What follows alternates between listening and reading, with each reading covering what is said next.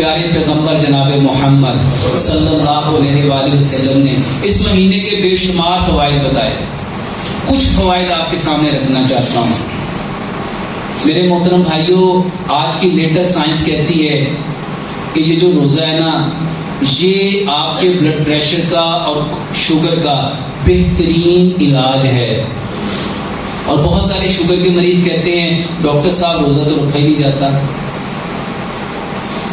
امریکہ میں ایک ریسرچ ہوئی ہے کہ آپ کی جو بلڈ شوگر اور جو آپ کا بلڈ پریشر ہے، جتنا یہ رمضان میں پرفیکٹ ہوتا ہے، میرے محترم بھائیوں غیر رمضان میں ہو ہی نہیں سکتا. یہ آپ کی شوگر کا، اور جس کو شوگر ہے اس کو بلڈ پریشر ہونا ہی ہونا ہے، کیونکہ وہ میٹفارمن کھا رہا ہے، کیونکہ وہ جو انسولین لگا رہا ہے اس سے خون گاڑھا ہونا ہی ہونا ہے. اور جب خون گاڑھا ہوگا تو اس سے بلڈ پریشر بڑھنا ہی بڑھنا ہے. اس کا بہترین علاج ہے. جتنے لوگوں کو شوگر ہے، ایک بار اس مہینے جو رمضان آ رہا ہے پہلے نیت کرو.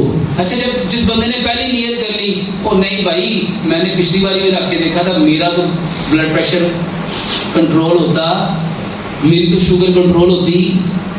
جب نیت یہ بن گئی تو کیمیکل کون سا بنے گا؟ روزہ رکھنے والا کہ نہ رکھنے والا؟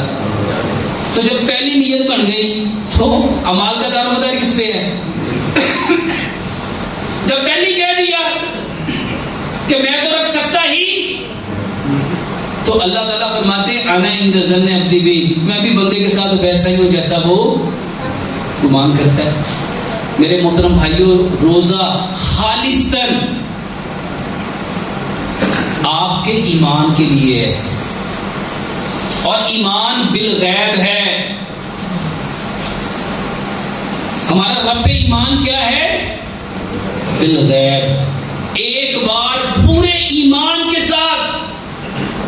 اور یہ صحیح حدیث ہے، رسول اللہ صلی اللہ علیہ وسلم نے فرمایا جس نے ایمان اور احتساب کے ساتھ رمضان کے روزے رکھے، اللہ اس کے زندگی کے پہلے گناہ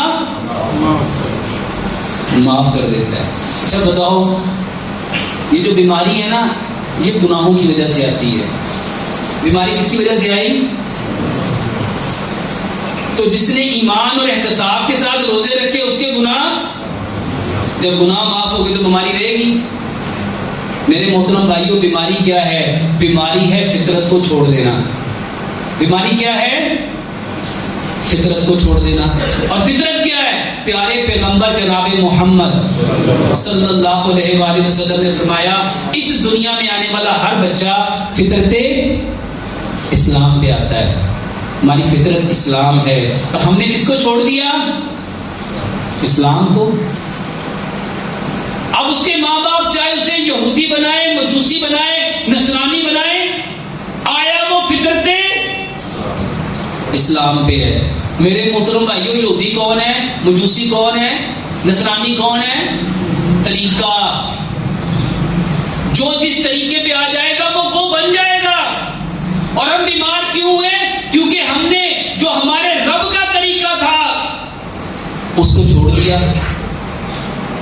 دنیا میں ہر بیماری کا سبب ایک ہے، اور وہ ہے اپنی نیچر کو بدل دینا، اپنی فطرت کو. اور جو اپنی فطرت کو بدلے گا، روزہ فطرت ہے، روزہ فطرت ہے.